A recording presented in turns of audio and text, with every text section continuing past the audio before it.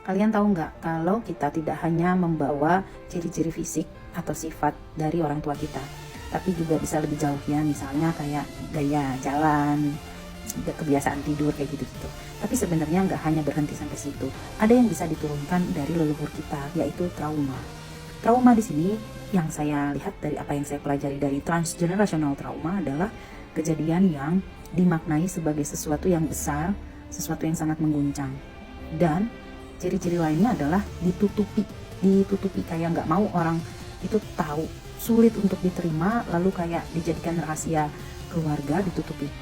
Ini bisa menurun ya, hati-hati karena energi dari momen itu, dari kejadian itu, apalagi melibatkan beberapa orang ya, itu kayak ingin direcognize. Makanya kalau ada kejadian yang tidak enak, yang kalian rasa memalukan, yuk segera diproses, di healing. Karena bagian dari healing itu kan acceptance ya, saya sudah pernah bahas di video sebelumnya. Ketika kita menerima dengan ikhlas, kita tetap mencintai diri kita menerima diri kita dan keluarga kita dengan baik, itu energinya akan damai. Ketika energinya damai, dia selesai, dia tidak menurun. Contoh yang paling banyak saya lihat itu misalnya kayak pertengkaran ya, perebutan harta warisan. Itu kalau atas-atasnya ada, nanti berulang di bawah. Pindah agama ya, pindah agama ini pada zaman dulu kan dianggapnya aib gitu, terus ditahan, terus ditekan, gak ada orang yang boleh tahu dan lain sebagainya. Gak taunya nanti ke bawah-bawahnya terulang.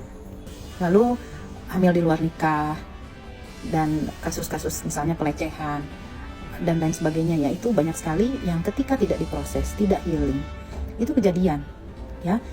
Nanti ketika terjadi di keturunannya, nanti baru ada nih orang tua yang ngomong, ih dulu kan omnya juga begitu, dulu kakeknya begitu, buyutnya juga ngalamin yang sama.